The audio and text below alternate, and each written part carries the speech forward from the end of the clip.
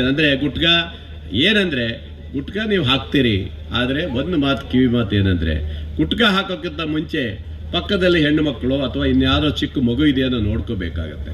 ಆ ಮಗು ಇದ್ದಂಥ ಸಂದರ್ಭದಲ್ಲಿ ನೀವು ಗುಟ್ಕಾ ಹಾಕಕ್ಕೆ ಹೋಗಬೇಡಿ.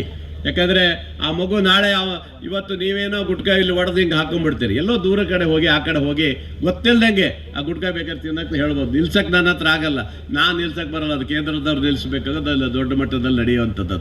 ಆದರೆ ಆ ಮಗು ಸಹ ಏನಾದರೂ ನೋಡಿ ಮತ್ತೆ ಗುಟ್ಕಾ ಹಾಕಿದ್ರೆ ಈ ದೇಶದ ಮುಂದಿನ ಭವಿಷ್ಯವನ್ನು ನಾವು ಯೋಚನೆ ಮಾಡಬೇಕಾಗಿತ್ತು. ಭಾರತದ ಮುಂದಿನ ಭವಿಷ್ಯವನ್ನು ನಾವು ಯೋಚನೆ ಮಾಡುವಂಥ ಪರಿಸ್ಥಿತಿ ಬರ್ತದೆ. ಹಾಗಾಗಿ ತಮ್ಮಲ್ಲಿ ಕಿವಿ ಮಾತು ಹೇಳೋದಷ್ಟೇ, ಗುಟ್ಕವನ್ನು ಎಲ್ಲರೂ ಬೇರೆ ಕಡೆ ಹೋಗಿ ಕಣ್ಣು ಮುಚ್ಚಿಕೊಂಡು ಆಚೆ ಈಚೆಗೆ ನೋಡಿ ಹಾಕ್ಕೊಂಡು ಬರ್ತು ಮಾಡ್ಬೇಕು ಅನ್ನೋದು ನನ್ನ ಉದ್ದೇಶ. ಹಾಗಾಗಿ ಆಟಗಾರರು ಇವತ್ತೇನು ಬಂದಾರನಪ್ಪ, ಟೀಮ್ ಬಂದವನ್ರು ಈಗ ಬರ್ತಾ ಇದ್ದಾರೆ, ಬರ್ತಾ ಇದ್ದಾರೆ.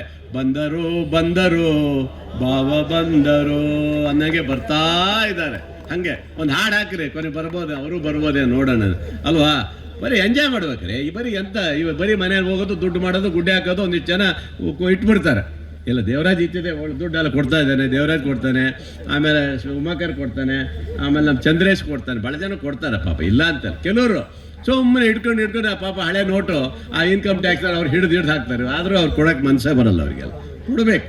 ಮನುಷ್ಯ ಆದವರು ಒಂದಿಷ್ಟು ದಾನ ಧರ್ಮ ಮಾಡಬೇಕು, ಸಹಜವಾಗಿರುತ್ತೆ. ನನಗೆ ನೋಡಿ, ಇಲ್ಲಿ ಈ ಕ್ಷೇತ್ರದ ಭಾಳ ಜನ ಬರ್ತಾರೆ, ನನಗೆ ತೀರ್ಥಹಳ್ಳಿ ಕ್ಷೇತ್ರದ ಭಾಳ ಜನ ಬಂದಿದ್ದಾರೆ. ನಾನು ಯಾರಿಗೂ ಇಲ್ಲ ಅಂತ ಹೇಳಲ್ಲ, ಕೊಡೋಕ್ಕಾಗಲ್ಲ ಅಂದರೆ ಒಂದಿಷ್ಟಾರು ಕೊಟ್ಟು ಕಳಿಸ್ಬಿಡ್ತೇನೆ, ಹೋಗ್ರಪ್ಪ ಆಟ ಆಡ್ರಿ ಅಂತ ಹೇಳ್ಬೋದು. ನಾನು ಬರೋಕ್ಕಾಗಲ್ಲ ಅಂದರೆ ಹೇಳ್ಬಿಡ್ತೇನೆ, ಬಂದರೆ ಬರ್ತೀನಪ್ಪ, ಇಲ್ಲ ಅಂತೇಳಿ ಕೋಣಂದೂರಿಂದ ಹಿಡಿದು ಗರ್ತಿಕೆರೆವರೆಗೂ ನನಗೆ ಭಾಳ ಜನ ಕರೀತಾರೆ, ಬರ್ತಾರೆ, ಕಾರ್ಡ್ ಕೊಡ್ತಾರೆ, ಕೊಟ್ಟಿದ್ದೀವಿ ನಾವು, ಯಾರಿಗೂ ಇಲ್ಲ ಅಂತ ಏನು ಹೇಳಿಲ್ಲ. ಹಾಗಾಗಿ ನನಗೆ ನನ್ನ ಮನಸ್ಸಿನ ಇದರಲ್ಲಿ ಕೊಟ್ಟಿರ್ತೀವಿ. ಹಾಗಾಗಿ